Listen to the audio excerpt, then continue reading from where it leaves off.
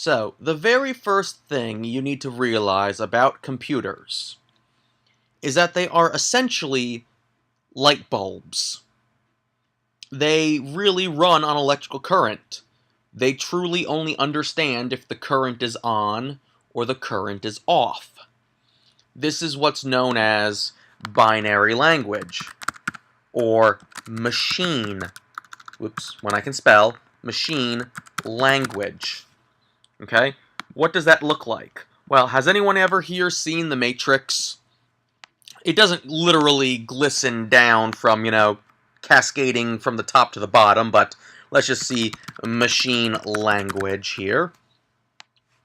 And machine language is literally this. 1001100101011. Now, that just means on and off.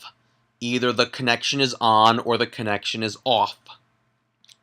And in this infinite amount of little ones and zeros, it tells the computer different things. It tells us this is on, this is off, this is on, this is off, this is on, this is off, so on and so forth. And how those little ones and numbers, in what order they are, wind up meaning different things to the computers. For example, who here has heard the phrase 8-bit when talking about old video games, or 16-bit, or heck, even when you open up your programs on your computer?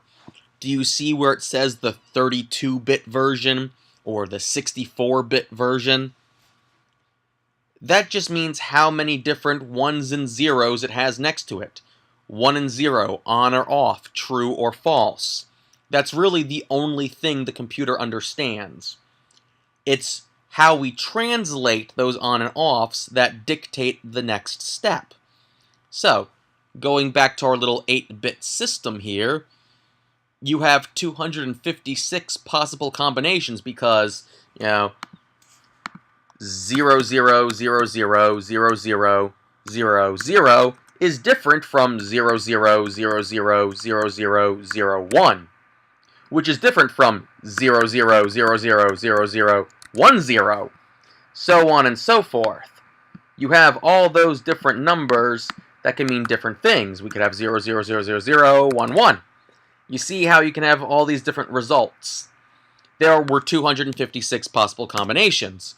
It's also why the Nintendo Entertainment System had a possible, I believe, 256 different colors it could display. Now, it couldn't do them all at once, but that was what it could do. So, what's the next step once you have a machine that understands on and off, on and off, on and off? Well, what you have to wind up doing is you have to, assemble. Okay, so assembly language. You have to assemble those little chunks and make them into something tangible. You have to put them in some sort of order that makes sense to human beings. Have you heard of the Ford assembly line? What was it? It was literally a conveyor belt of different parts, and people would put those parts together. That is what is happening. We are going from our hardware, our physical components made out of silicone and metal and copper and whatever the battery's made out of, and whatever this is made out of, whatever all these parts are, and then we're going to, turn them on and off, and then we're going to have to figure out how to turn those on and offs into some sort of language that's understandable. However, that's not necessarily meaning that it was understandable to everyday person, right?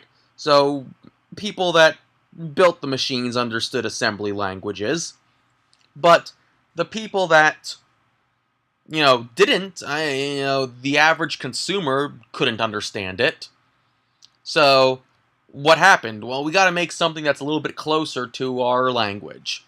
And those became what were known as high-level languages.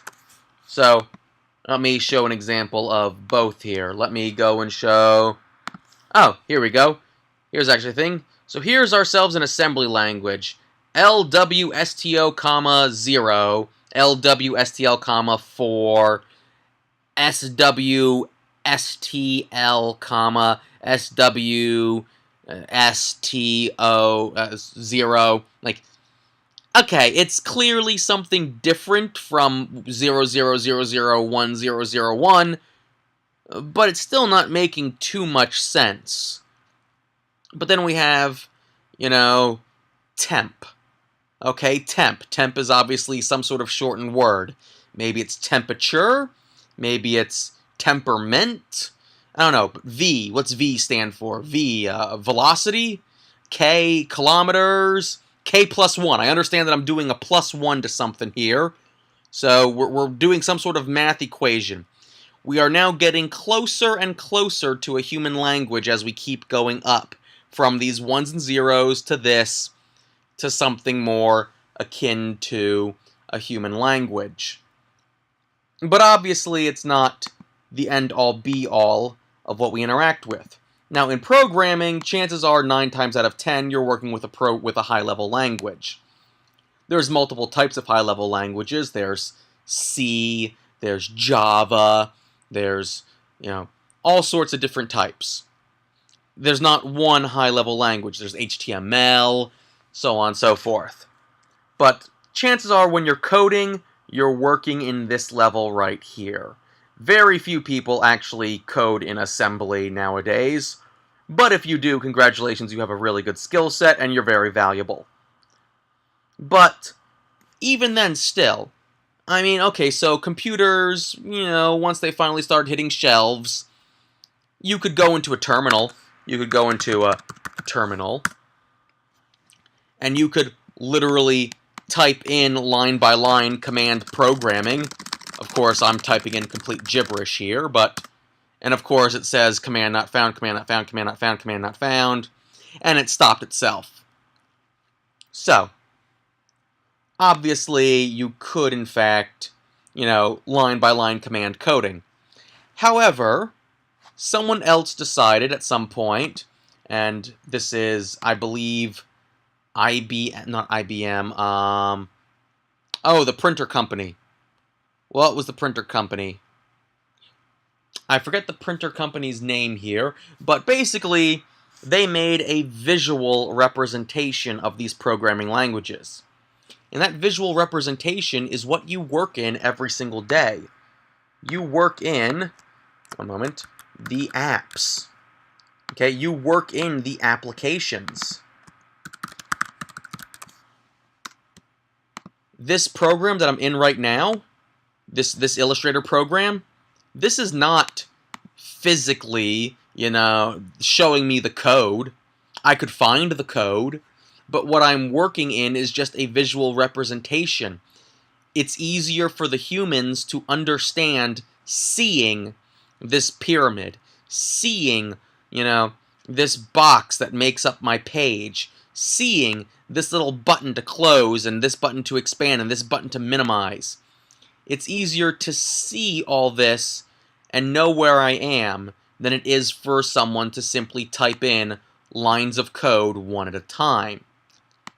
So they had to come up with the hardware, assemble it, so on and so forth. Then they had to be able to physically code it line by line before they were able to figure out how to visually represent that code to make it more mass market appealable. And that's even true about, this right here. This is Google, right? I'm in Firefox, but this is Google's website, right? I'm not physically typing in, this right here. This is nice, it's clean, it's pretty. But what it is it is a visual application. Okay, if I were to actually go right here and go to View Page Source, here's what the actual code of Google looks like. Here's what someone physically typed in. How much of this do you understand? Okay, well, area hidden equals true. I understand what that means. Something is true. This area is hidden. What is this div class? For those that know coding through HTML, you probably know what divs are. Oh, look, here's a hyperlink reference, and it's going to my account. I can probably figure out what some of this code means. Oh, background style. Background style. I saw background style. Oh, no, background position. So my background has a position of 0, negative 69 pixels. Okay, so I know what I'm doing generally, but is that easier to understand? Or was this easier to understand? And what do you think came first? The code or the visuals that the code made? This had to come before this. Like when I see this word Google, that's not physically the computer saying Google. It's physically understanding, okay, the graphical image of a G, the graphical image of an O, the graphical image of a different O, the graphical image of a G, the graphical image of an L, the graphical image of an E. It understands that that's just what it's making. It doesn't know that it's a word that makes sense to us. That's just the final step, our cognitive brain going, here it is. So, and of course it works in reverse as well. We want to make something that's pretty or whatnot that people understand, and we make it in an app. That app behind the scenes puts the code in, and then that code is disassembled into its ones and zeros that the hardware can then understand. We're essentially talking back and forth multiple times with every single keystroke, every single mouse movement that we make. It's doing these transactions back and forth, back and forth, back and forth in such a rapid succession. That's what's happening when we do anything on a computer. So, that's probably a lot to take in. You probably don't even fully comprehend how this works. Don't worry, you're not going to be building any computers from scratch in this class. It's a level 100 course. But the same process for how computers talk to us is generally the same process the computers will talk to other computers. And we're going to go over that in the next video.